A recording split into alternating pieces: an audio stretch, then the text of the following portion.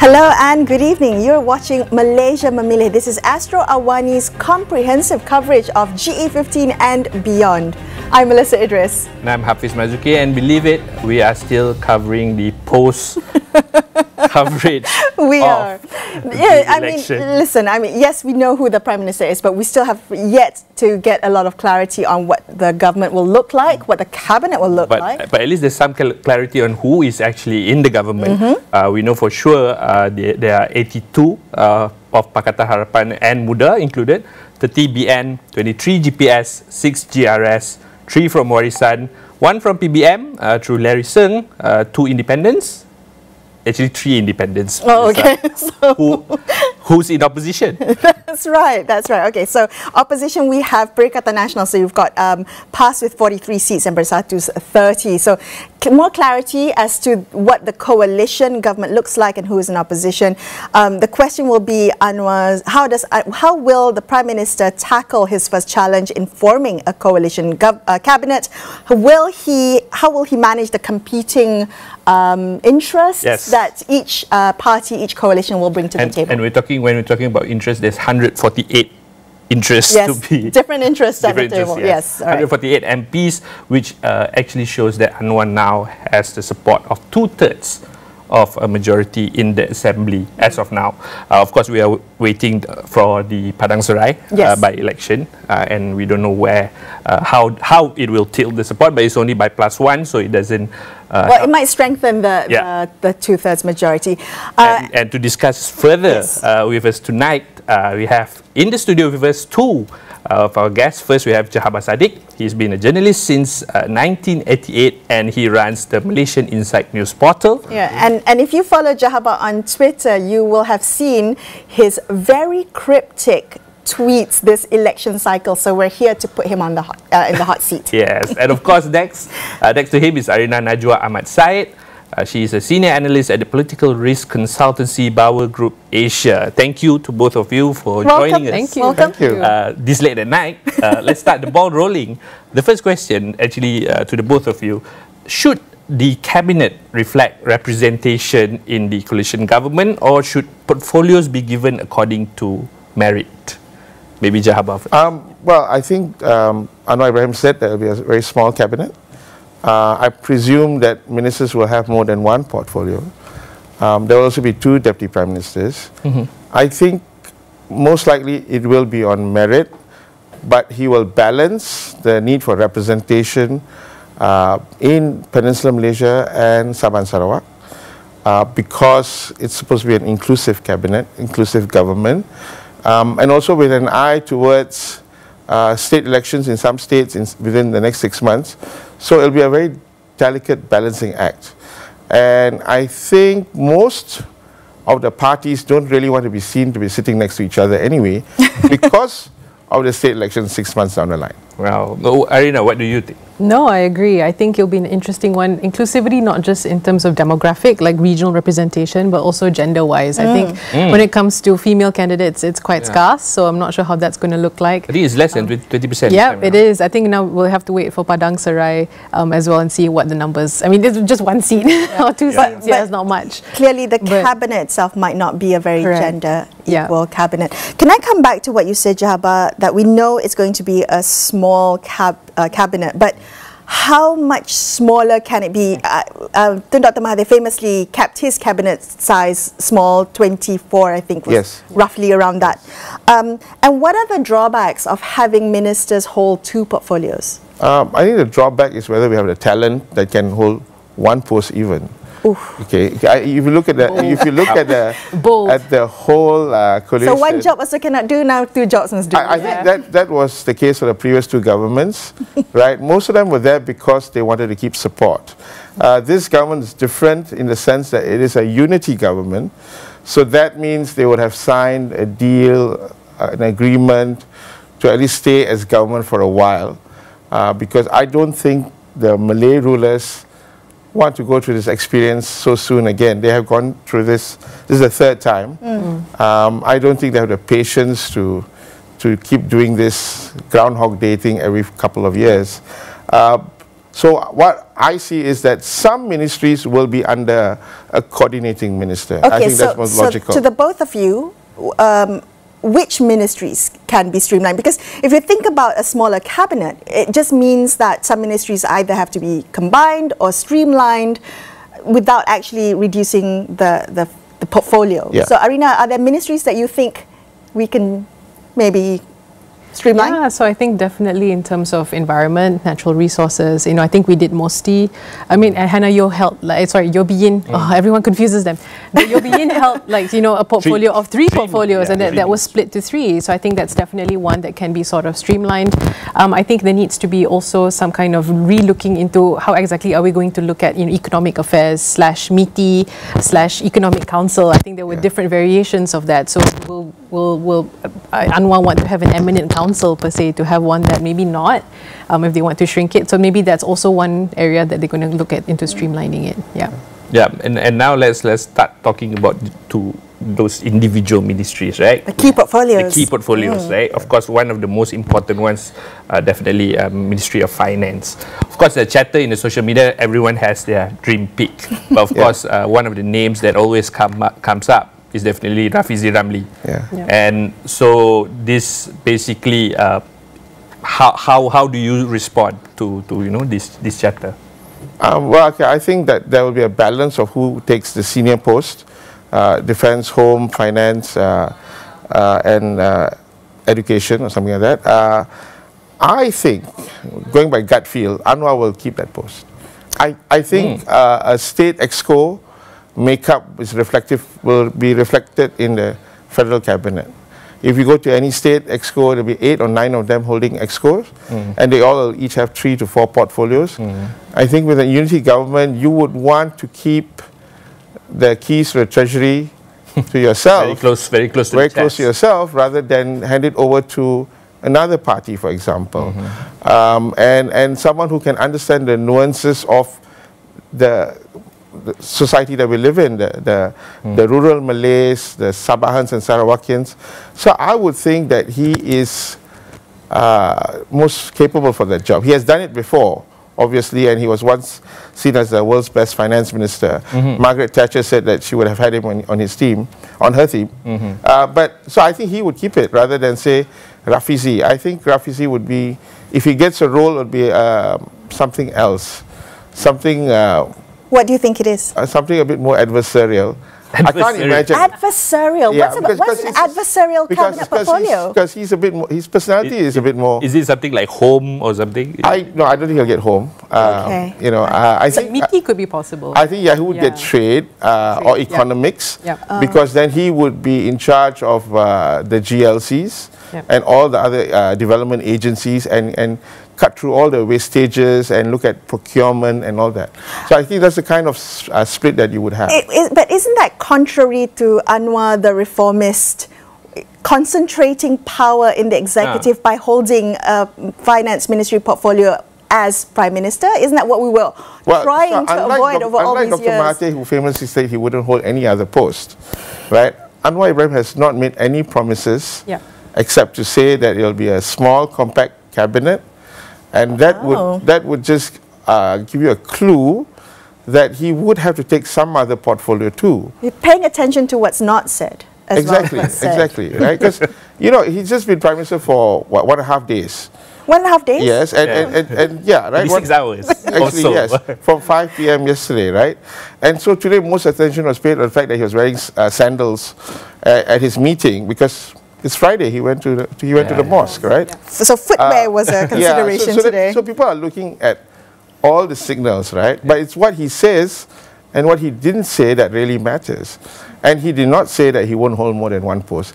He said after prayers that he has not thought about the finance ministry. Not at the moment. Not at the moment. So that's why we have a long weekend. I think he has 3 days from tomorrow to Monday to work out with his other colleagues, other party leaders, as to what they can have and what he can apportion to everyone else, and hopefully have a list by Tuesday and hand it over to the king by Wednesday. And I probably, like Dr. Mahathir, name a very small cabinet first and then name the rest later. Yeah. That's why he announced the public holiday on Monday. He has big decisions to make. Exactly. Arinah, while we're on that topic, the question that I posed to Jahabar, what about you? Finance Minister is a key post, key portfolio.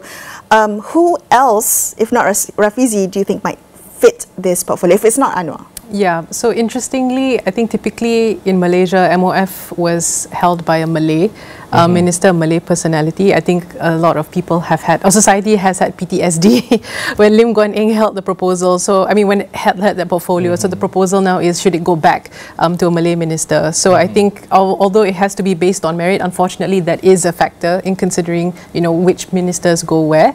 So, I mean, if we're looking into, you know, other than Anwar and other than Rafizi, I mean, within UMNO, you still have personalities like Tok Mat, for example. I think he's also a person that could be able to hold a portfolio like this.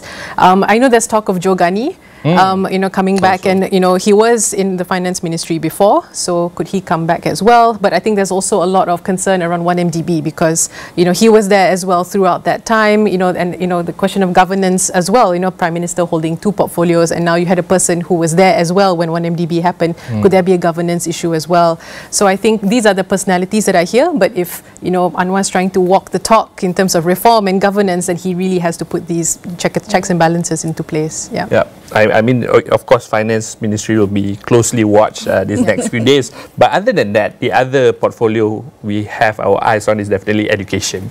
And you know, there's a lot of reforms and attention needed in this particular portfolio. Same question to both of you: who can, you know, who can make it? Is it something that Anwar has to think about? Maybe he taking it himself, or you know, give to other. But he was education minister. He was, yes. But it was a different decade, a different time. The education portfolio has evolved. The times have evolved, so you kind of need a minister who has evolved. Also, I mean, we all know the issues within our education system, and there's no denying tough reforms. And it has actually gotten worse during the pandemic, right? So, I mean, the reality is every education minister puts out a slew of reforms and never gets to see it implemented, because then the next chap comes and leaves his legacy. And so that's why we are left with the education system that we have. Not so much because of really the policies. I think it's because it's the quality of teachers that you have. They might not have an interest actually in teaching. They were not capable and able to teach during the pandemic. They can't teach in front of a camera, for example. So I would reckon that Anwar will have a lot of thoughts about this, and he would most likely, I think, give it to someone from Barisan National, or as a confidence-building measure, even someone from Sarawak, because Sarawak is going to insist that they want English as a medium of instruction, and they have managed to do a fair bit for their schools in Sarawak. They've protected themselves from us Malayans. But also maybe relook the way the curriculum is so Malaya-centric, right? Yeah. So I think it might be someone from Sarawak. Interesting Who proposition. it is, I don't know. Okay. Arinah, do you have any thoughts? Yeah, he stole my answer. I was actually thinking someone from Borneo as well, because I think, you know, looking at the other portfolios, I'm not so sure actually of who can actually helm, you know, but maybe there could be discussion around, you know, what from Warisan as well, like who from Warisan could be holding, you know, some of these seats. Is this a sensitive portfolio, do you reckon? The way that you pointed out that previous finance minister, you know, that there legacy issues there was optics issues there. Is education one of those portfolios that are considered sacrosanct, that must remain with certain parties, with certain races? Of course, because you are in charge of a fair number of teachers, right? 200,000-300,000 teachers or more, and they have their job is to mold young minds. You know, one of the things that this government has to do is voter education. Because every year 500,000 people become voters at the age of 18. So next election is in 5 years' time, if not any sooner. So that's 2.5 million more voters, right? So you would want someone who can do that job maybe in a rather apolitical way. Someone who you know, will not benefit from that 2.5 million voters, and naturally that would be someone from Borneo. Yeah, and that's a good thing. And moving on, of course, The next portfolio is, of course, home, another sensitive one. You know, a lot of power. Yeah, a lot of power, a lot of opportunity for reform as well, right? Yeah, I mean, will it go to one of his, like, will it go to one of PH, or, you know, something that could be used as a leverage with other coalition partners? What both of you think? Arinah? I think typically also we saw, I mean, I don't know whether Hishamuddin might make a comeback in home. He was a home minister. He was a home minister, so I don't know whether he will make a comeback in that area, and that's typically what his portfolio has been. But given the scandals recently, again, around LCS and, you know, all these things, so again, I think it's also a question of how do you balance the portfolio with ministers that, you know, have some of these issues, because Anwar has also said, you know, I want to make sure it's a clean cabinet, as clean as possible. So how do you, you know, going back to the point of talent, right? You want to balance values versus merit and competence. So sometimes the more competent, or the ones with most experience, seem to be a bit tainted in that sense. So how do you balance that out? But some of these personalities will come through. So I think, you know, when it comes to Hishamuddin, I think he's one, you know, from Barisan National. I don't know if anyone from DAP is willing to go and take up that role. I think Chintong previously was in defence, yes. So Deputy you know, Minister. Deputy Minister. So I don't know whether he'd be promoted, you know, again ahead of Minister. We're not sure. But these are, you know, we tend to pigeonhole some of these ministers. But you know, there could be a surprise. But just wondering, would Hishamuddin actually enter the cabinet, even if he's proposed? Because, you know, he's judging been vocal. from He's been vocal about yeah. his opposition, right? His opinion. What do you think, Jahabar? I don't think he'll be in the cabinet. I think the cabinet will represent the wishes of the party president, or the Barisan National Chairman. I don't think anyone outside his list of supporters would actually want the job or get the job. You reckon Khairi Jamaluddin might not make it back in cabinet? I don't think they will waste their senatorships. I mean, as a senator, yeah. Yeah, I don't think they'll waste their senatorships on certain candidates, losing candidates, because they would want to also open up diversity, in the sense that maybe they want to use the senatorship to bring in more women in right. Parliament and also in the cabinet. So here's the discussion about kind of track record, right? So the chatter again on social media is that everyone thinks that, oh, Khairi, because of his performance as health minister during the pandemic, probably stands a good chance to come back as health minister because of the track record. But we also have Dr. Zul, you know, who has a track record as well. How do we think about those kind of competing, as you said, talent and track record and merit, because we have ministers like Anthony Lok, who performed very well as transport minister? Do they get pigeonholed into, you know, these same portfolios? Yeah, I think they do to a certain extent, but it also depends on, you know, we're also saying these things because based on what they campaigned, right? So during campaigning time, Dr. Zul was talking about, you know, healthcare. I mean, same when Mazli was campaigning, he was talking about education as well. But, you know, there could be surprises like what happened with KJ when he was put in terms of in health ministry. But then you see some ministers, I think Hanayo was still fighting for women's ministry because that's what they care about. So I think there is some argument to, okay, maybe let them keep those portfolios because it's what they care about, that's what they're good at. But given the lack of talent, the pool is a bit smaller than usual, a lot of considerations come in, so there could be some surprises. Jahabar brought a very interesting point about, you know, the president's man. How important it is for the Barisan National President to be in this cabinet, and at what level should he be in? Because analysts have said that in order to maintain the stability of this government, it is important that the Barisan National President is at a good position. I don't think so. I think that's really nonsense. I think that most of the party leaders might not even be in the cabinet. The ones who are not part of Pakatan Harapan. And for that matter, I think even someone like the chairman of DAP, Lim Guan Eng, might not be in the cabinet. Anwar Ibrahim is trying to bring in a different style of governance. He said a lot about it, and he's kept insisting it's a small cabinet.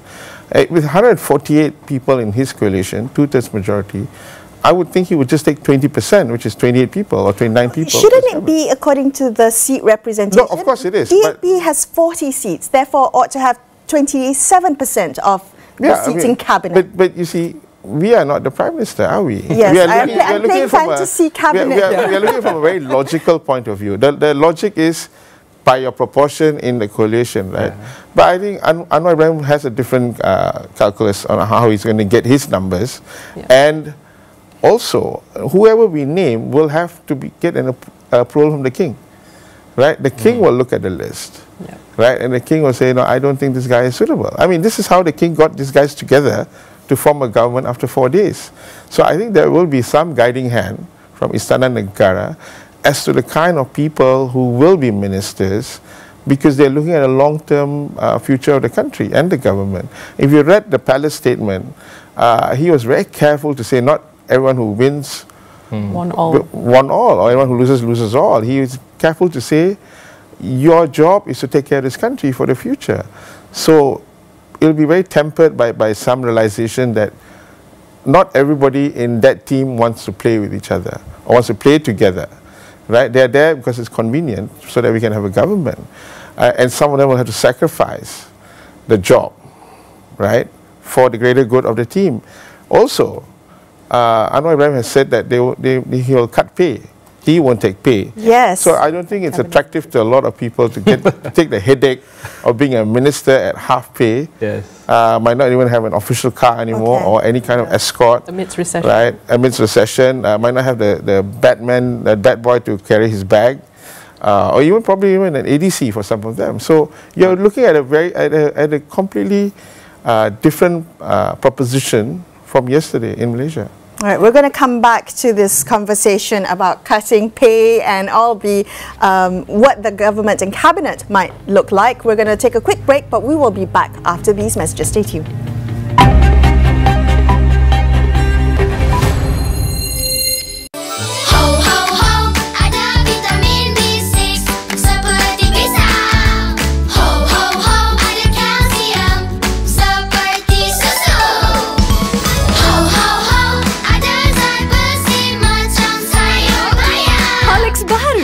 dengan kebaikan ho-ho-ho. Pembayaran tanpa tunai dilihat lebih senang, selamat dan segera kerana boleh dilakukan di hujung jari melalui telefon bimbit, komputer riba atau tablet. Pembelian dalam talian juga lebih selamat melalui platform pembayaran dipercayai dan disahkan. Anda juga boleh menjejak transaksi melalui jejak kertas digital bila-bila masa, dan transaksi melalui perbankan digital lebih terjamin oleh institusi keuangan. Justru, elak kongsi maklumat peribadi seperti nombor kad pengenalan, nombor akaun, kata laluan perbankan, kata laluan guna sekali OTP dan memuat turun link mencurigakan. Jika anda mendapati aktiviti mencurigakan dalam akaun perbankan anda, segera hubungi hotline National Scam Response Center di 997.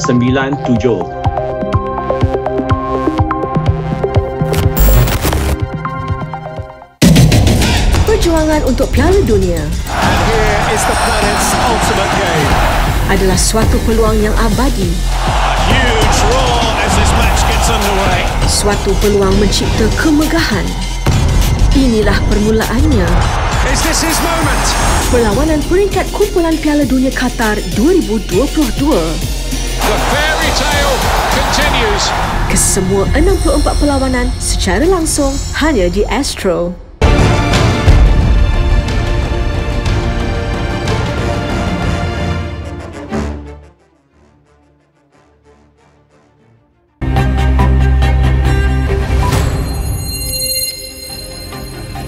Welcome back to Malaysia Memilih. This is Astro AWANI's comprehensive coverage of GE-15 and beyond. I'm Melisa Idris. And I'm Hafiz Marzukhi. We've got Ira Azhari on the line. She joins us now from the US. She's a senior manager of research for the Democracy and Governance Unit of the think tank Ideas Malaysia. She's currently doing a Fulbright exchange program at sunny Albany, where she is joining us. Good morning, Ira. Thank you for joining us early in the morning.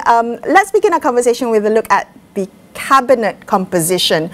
What might that look like in your opinion, given that we know PH has 82 seats, so technically that should represent 55% of seats in cabinet? Hi everyone. I had a chance to listen in to the conversation, very interesting conversation earlier about this cabinet appointment issue. I must say I do not envy the new Prime Minister's task of trying to balance between having this so-called smaller cabinet with the not so small number of MPs, I'm sure, who are interested in these ministerial positions. So I think just balancing between that would be challenging. But I think I would just like to point out something that maybe hasn't been mentioned yet, which is besides competency and sort of trying to balance the different parties, another thing that needs to be considered is, can these individuals who will eventually be ministers, how do they understand how government works, and how do they get along with, say, civil servants? Because I think one of the feedback of when PH was in power for 22 months was that many ministers, of course, they were first timers, but it was very challenging for them to really understand the sort of how the bureaucracies work, and how civil servants civil servants need to working with civil servants across the board. So one of the feedback was precisely that many of them couldn't understand it quickly enough. So I think this is really important to be considered and shouldn't be taken for granted, really, or else governing would be very difficult. Yeah. Ira, it's a very steep learning curve to be a cabinet minister, of course, but technically, everyone within this 148 MPs, I wouldn't say everyone, or the parties within this coalition government have tasted or have experienced some form of governance at one point within this past 5 years. What other considerations should the Prime Minister have in selecting the person in charge for each of this portfolio? What are your thoughts?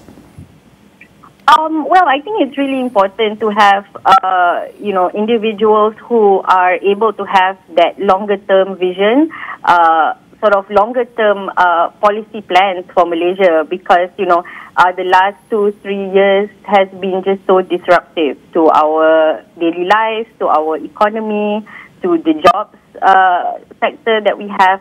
So, just having that really like long-term planning, I think is really important, and I mean, my biggest hope is that this government lasts its term, and I hope, ministers actually behave like it is going to, the term is going to last, and, really have that kind of planning and that strategy to get Malaysia to back to where we need to be. And yeah, I mean, the world has changed a lot since the last 2-3 years, right? So how do you grapple with that? Yeah, I would really like to see that. Ira, everyone's watching who's going to get the finance minister portfolio. Do you think it's going to be Rafizi Ramli?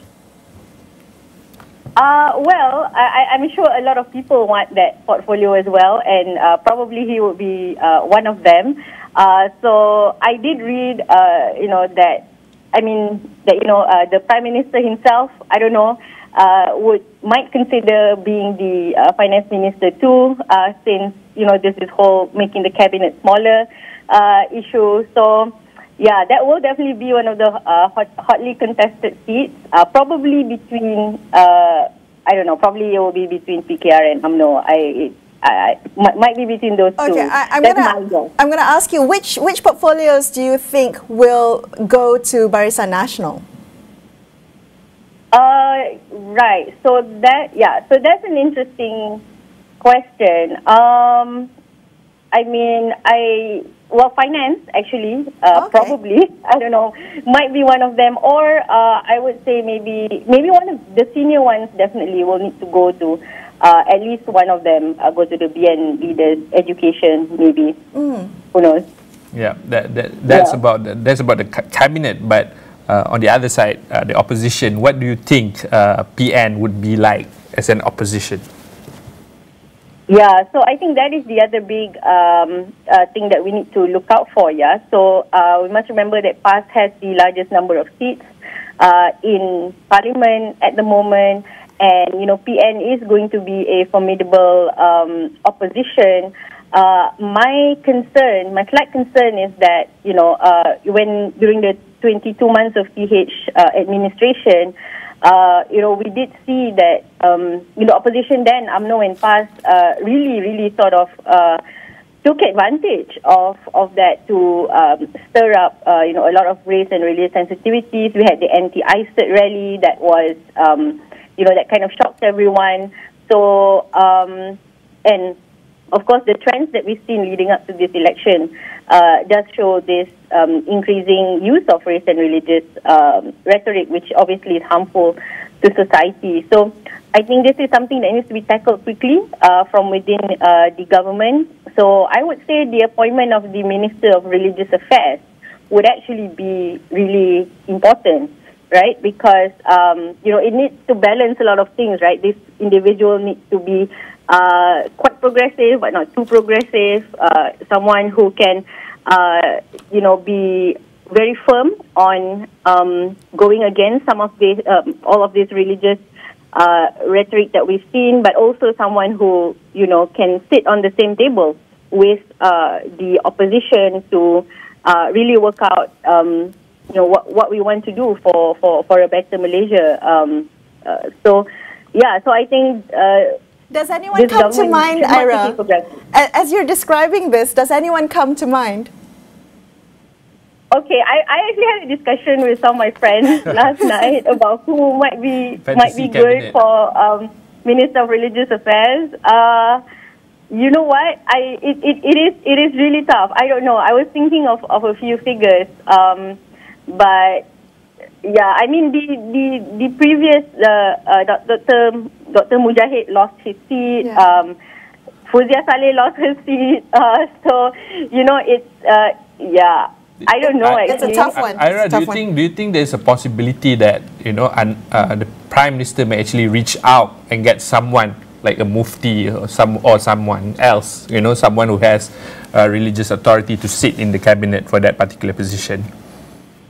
Yeah, that's a possibility. I mean, you guys were talking about senatorships earlier, so maybe this is something that he can use. The Mufti of Penang, I think, has been speaking out a lot, I think, against, religious extremism. He is seen as one of the more progressive muftis that we have. So he's the only one I can think of that might be a good fit. Yeah. Well, something you said earlier really intrigued me. You talked a little bit about making sure that this administration gets the buy-in, gets the confidence of the civil service to ensure good governance, because that's really the first step, and that was perhaps one of the missteps from the previous Pakatan Harapan government. What would be the best way to go about doing that? So I think the civil service is has its quirks, and it's very hierarchical, just like any other organization. But also, it's complex and it's big, right? So it's not just hierarchical, but there are a lot of nuts and bolts to really understand how it works. So I would say, if I was a minister, I would really sit down with the top civil servants from that ministry and really, get a rundown of how things work and, really understand on whose toes not to step on, what you need to do to get things done or to make decisions. Because I think in the civil service, this punca kuasa is a very important thing, right? You need to know where you derive legitimacy from when you make decisions. So this is really important, and you just need to work really quickly. Start now, start talking and getting their buy-in now. Really, you don't have much time to do that. Yeah. I mean, Ira, so far we've been talking a lot about cabinet positions. Yes. Now we would like to move on to outside the cabinet, or more specifically the Speaker of the Parliament. Any individuals come to mind when we speak? Will Harun get to keep his job? Yeah, so another one of the more exciting appointments, I think. So, if you ask me, I think Tan Sri Arif during the Pakatan Harapan administration introduced many new initiatives in Parliament. He really opened up, firstly, Parliament to civil society, to the public. Put in all the parliamentary select committees that we need. So I think, you know, we need that kind of sort of transformative, visionary kind of speaker who really understands what Parliament should be, Parliament's role. So I'm quite interested to see if anyone has approached him to you know, return to the speaker seat. Of course, this is something that needs to be voted on by the House. One of the first things the House needs to do, actually. So yeah, so I hope, you know, we can have a speaker like that once again. We'll see. Yeah. The last time Pakatan Harapan was in Putrajaya, there were a lot of expectations. Some say unrealistic expectations, but how quickly reform could be implemented, especially after decades of one-party rule. Do you think that this time around there's a more realistic expectation? Do you think there will be a grace period, a honeymoon period according to this new administration, or is the urgency, is there more urgency now because Anwar has 2/3 majority? So I think the answer to that is I do not think people are more patient this time around. In fact, I think people are more impatient. But what I would tell the people is, firstly, you know, yes, reforms, especially institutional reforms, need a lot of time. But what I hope to see, this is another thing I hope to see from the cabinet, is just a greater communication and explanation of why these things take time. So, you know, and I know the PH government previously had the National Anti-Corruption Plan where they had timelines and everything, but that's not enough. It's like you really need to go out there and communicate what you want to do and why this will take time.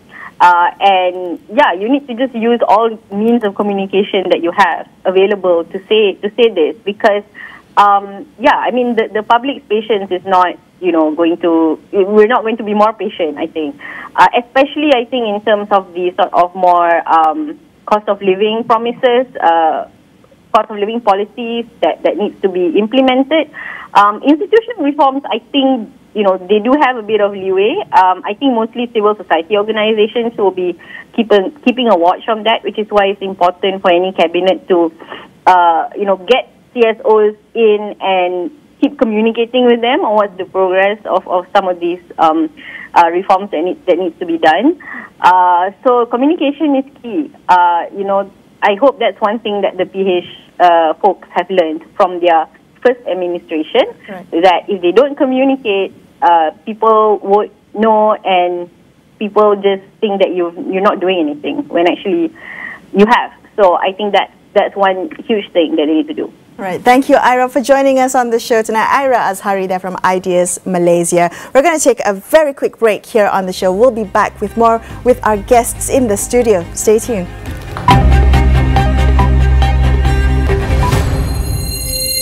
Dalam membawa setiap berita, semestinya yang penting adalah untuk membawa pelbagai sudut sesuatu cerita itu. Yang pastinya suara akar umumi, terutamanya suara rakyat, harus diberi ruang. Kami di Astro AWANI sentiasa komited dan juga bertanggungjawab dalam menyampaikan berita yang seimbang, konstruktif, terutamanya kepada seluruh rakyat Malaysia. Saya Jasmine Abu Bakar. Dan saya Ihsan Yahya. Pastikan AWANI 745 dan Sinar AWANI menjadi pilihan utama anda. Sebagai sebuah organisasi perkhidmatan kewangan global, Sun Life Malaysia menawarkan pelindungan insurans dan takaful yang komprehensif untuk membantu anda mencapai jaminan kewangan dan menjalani kehidupan yang lebih sehat. Hai, anda bersama saya Nur Syazwani Safusham dalam program Turis Cuti-Cuti Malaysia. Dua selebriti bersaing untuk tugasan mereka. Setiap cabaran akan membawa anda meneroka keunikan 9 homestay di Malaysia. Saksikan Turis Cuti-Cuti Malaysia yang dibawakan khas oleh Tourism Malaysia bermula 26 November ini setiap Sabtu dan Ahad 9.30 malam di saluran 501 dan semua platform digital Astro AWANI. Kejayaan menanti. Masih yang ditunggu-tunggu. Andre Drummond now runs with the ball. I choke the game. Apa masalah kau? I'll give you 3 weeks, Moon. Consider it done, sir. After that, I could actually find the lost city. I wished for a fairy tale life and it's all gone terribly wrong. Stream setiap saat berharga di sini. Switch ke pack premium 1 hari ini. stadium kencang di setiap pelosok rumah anda. Pelanggan Pack Sports boleh menikmati 30% diskaun dan 100 Mbps dengan tawaran Astro Fiber. Switch sekarang.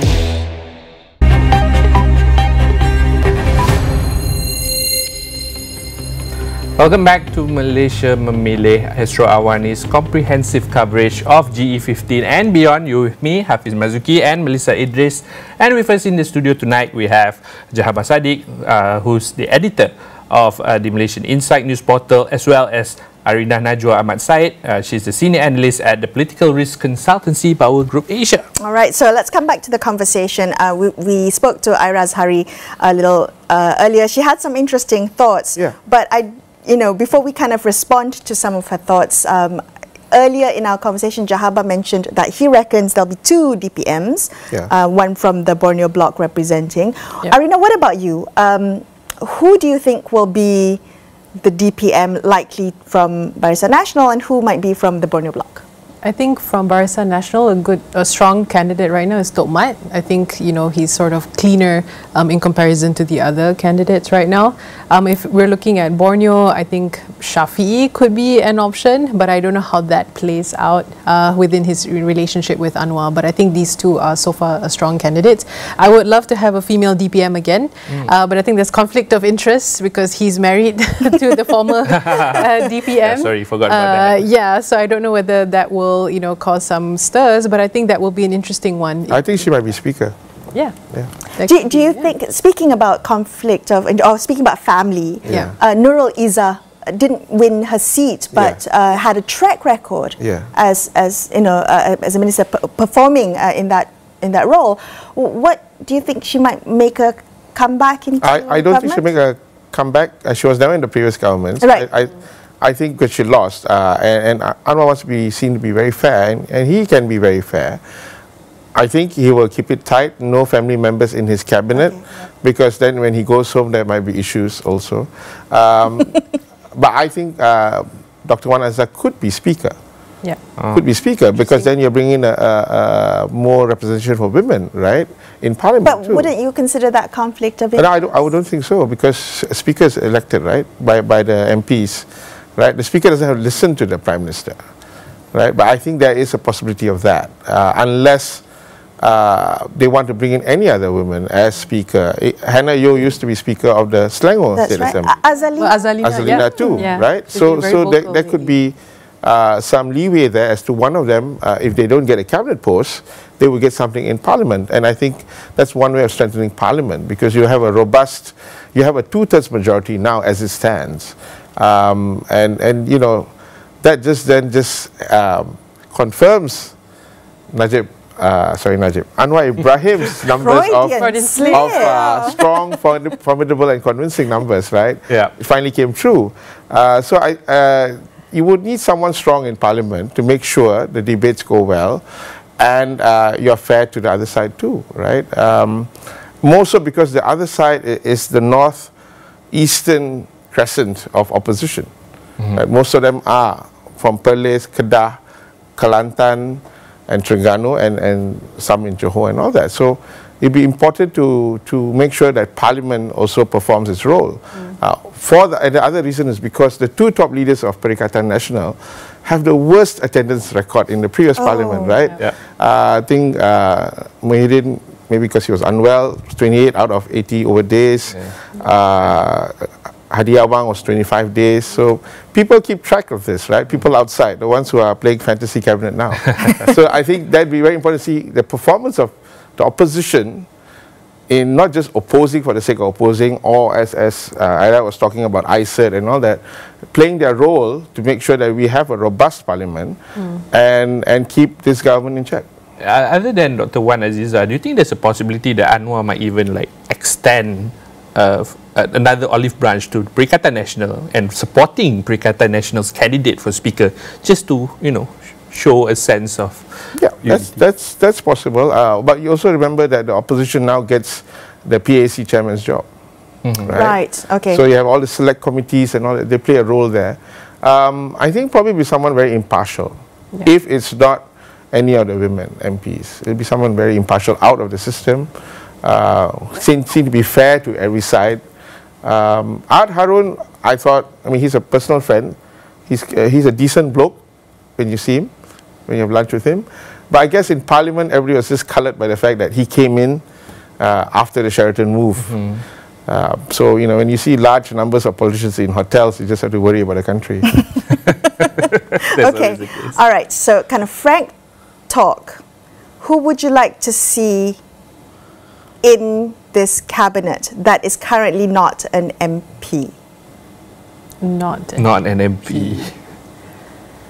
Arinah. Well, I think KJ still has, you know, he did a lot of work during MOH. And I mean, it's not an easy job. I mean, granted, yeah, there were some concerns around, you know, accusations of also corruption and all that. But overall, I think now, given this administration, the pressure on governance, I think that's one. Okay. Could I just ask you on that KJ's role?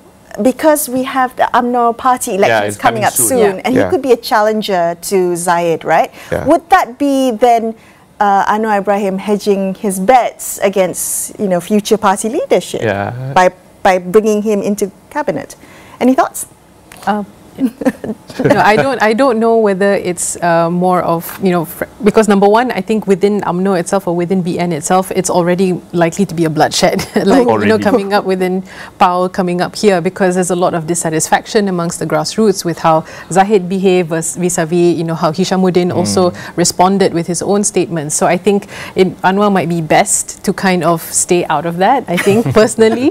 I don't think he's hedging his bets because even though there is majority, but it's still very fragile. Like like Ira said, we hope that it will last another term. So I think it's best if he just keeps out of it and just does based on what he thinks is, you know, based on merit and based on competence. But yeah, maybe Jahabar might know more. I think, as I said earlier, it's the president's man. So maybe someone like Ashraf Wajdi might come in as a senator and take the religious portfolio role. He was a deputy minister. He was deputy. So there would be roles for people like that. But again, it's the president's list. It won't be any other list. Because, again, as she said, Anwar wouldn't want to be caught in the crossfire of the UMNO elections, which will happen in 6 months' time. It's slated for May next year, if I'm not mistaken. 6 months from... The AGM is 21st to 24th, and they are looking at after Hari Raya. And I think after the state elections too. So there's a lot of potential minefields out there for this government, state elections, party elections, and I don't think Saudara Anwar wants those kind of distractions because it will just derail what he wants to do, which is economic issues and getting the government and country back on track. Yeah, extending from that point, I mean, any technocrats within the current good point. within the current lineup, maybe because if he can't put Barisan Nasional, GPS, everyone wants a position, and it's like, okay, let's get someone outside to fill in the role because I need a cabinet which delivers. So, what are your thoughts on any more bankers going to join cabinet, you reckon? You know, if you look at the history of bankers in Malaysian cabinets, they don't end up well, right? From Amir Sham's days and all that, none of them end up well. That's your, I mean, depends on how you define well. Well, they don't end up well in the sense that they probably can only serve half a term, right? And political shelf life. Exactly, yeah. So, because they're bankers, right? They make unpopular decisions, if anything. And any decision they make will satisfy one half and not the other half, right? So, no, you want to put a technocrat, be someone like Dr. Zul, he's already there, right? He's a professional, right? So you want to get those kind of people in with no political ambition. Right? You don't want to get someone in who thinks, okay, it's an easy way to jump in, then I'll just helicopter my way here and there, and then before you know it, I could be a prime minister. No, I think this government will not have the time to do that or the kind of clout to do anything like that. Their job is to make sure this country moves forward, bounce back from the pandemic, and for Anwar to prove that, you know, he should have been prime minister more than 20 years ago, that he was derailed. He's becoming prime minister in a completely different world. He's 75 years old. We've gone through a pandemic. So it's not a majority government. It's not a majority government. And you know, he's not exactly finance minister material too, because he studied language in University of Malaya, right? So he understudied a lot of people. So he has ideas because he's from the streets, right? He's from the other side of the railway line, right? He's not one of the elites. People think he's an elite because he went to MCKK, but he isn't an elite. He's not Bangsawan, UMNO, or whatever, right? So I think that's his focus. He's going to choose people he knows very well to run the cabinet and the country. Yeah. Arinah, what did you make of what Ira said a bit earlier, that the number one challenge would be communication, communicating to the wider Malaysian public why reforms, why change will take time, which is something they failed at the first time around? Yeah, I agree. And I think communication here takes two parts. Like one, it's within the ministry and within the government. I think we saw in Pakatan Harapan, there wasn't a lot of cohesiveness. That's why we saw, Hafiz is smiling at me. So we didn't see a lot of cohesiveness when it comes to, you know, the ministers and the deputy ministers talking to each other and then also working together with the civil service. So that's why you see a lot of leaks, a lot of deep state kind of accusations where leakages were coming out of conversations or tenders and all these things. So I think that's one. And then the second part is communication to the rakyat. Because if you are not aligned, and let's be honest, like Pakatan and, you know, UMNO or Barisan Nasional have been long-time adversaries. So what then would be that middle ground or that narrative that you're going to share to the rakyat so that the rakyat are confident in that, you know, this is a great government and a competent government that's going to last 5 years. Because that's what happened with Pakatan. There was a lot of internal scramblings. The rakyat was just very confused. There was too much information going out. So I think here that challenge is, what is that solidified narrative? So that's why I think, you know, economic issues is a strong one, right? Your bread and butter issues, this is why we need to get Malaysia back on track. COVID is still very much a thing. So I think these are the more objective things that the government can push forward, and less bickerings on the more value-based stuff between the two coalitions. Do you reckon that the bickering might be an issue, given that we have a coalition government, a coalition cabinet? You know, not everyone will see components. and you might not necessarily get along even though you are in government. Might we see more bickering? We might see, but there needs to be that strong hand that says stop. Right? So I don't know whether in Pakatan there was that strong hand to be like, no, you can't stop doing this, which is why Barisan Nasional government there was very good, because everything came from a more of a hierarchical top-down approach. Your communication is centralized. It's just one source. Everything needs to be cleared with, you know, the higher-ups, your stratcoms. But here that still needs to be, you know, cleared up. And I do see, even with, you know, when Anwar was announced as Prime Minister, you still, you know, in some of my Barisan Nasional groups, you still see them talking badly about the of Pakatan Harapan, you know, even though you're now technically the same team. Muscle memory. Right, so it's muscle memory, right? It takes time. Onboarding tak siap lagi, right? You know, you need to adjust to the fact that you're now, you know, working on the same team. So I think that will definitely take some time. Speaking about communication, of course, this is not considered probably one of the most critical or senior portfolios, but communication and multimedia, how will we be treated this time around by Anwar? Will he choose a senior person in that position? Will he choose a more younger person to reflect the current needs? What do you think, Jahabar? Well, I think I said earlier before we came on air that he loves media. So I think he will put someone younger, someone who's well versed with social media, with what's going on and how people are getting information in the country, and the disinformation and misinformation that's going on. He will put someone who, in his mind, is with it, and also might have a bit of a religious background, because the front you're fighting, and this is why I think this government can last, is they actually have a common enemy, right? And that's Perikatan, right? During the election campaign, Perikatan and Pakatan had a common enemy, Barisan Nasional. But because of the results, one side has decided to, for lack of an easier way of saying it, to sleep with each other, right? And that would mean that you know, everybody gets a role in that bed, right? So that bed remains as it is with all of them together. Very descriptive. Thank you. Sorry. You've probably been covering Anwar far longer than all of us, right? Unfortunately, yes. Yeah, I think so. 1988 is like a long time to be a journalist. Yes. What do you think we need to watch out for in his administration? See, the Anwar 1.0 was very nice, very polite guy, right? And then of course he got more power. Then he gets all these people around him that sort of think they are riding on him, and they make him look a bit more less polite, less approachable, and so then the love affair with media is gone, or the media doesn't like him anymore. I think what we have to watch out for is that he's not that kind of Anwar anymore, right? So, but he will still surprise us, because we are so used. I am so used to writing, sacked deputy prime minister, jailed opposition leader.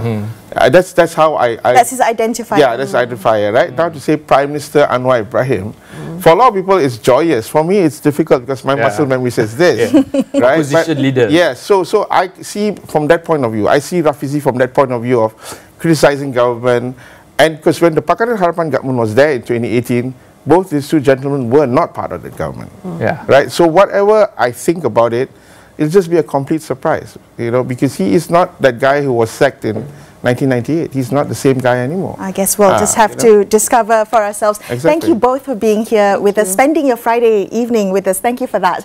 And that's all we have for you on this edition of Malaysia Memilih, our GE-15 coverage and beyond. I'm Melisa Idris. And I'm Hafiz Marzukhi, signing off for the evening. Thank you so much for watching, and good night. Good night.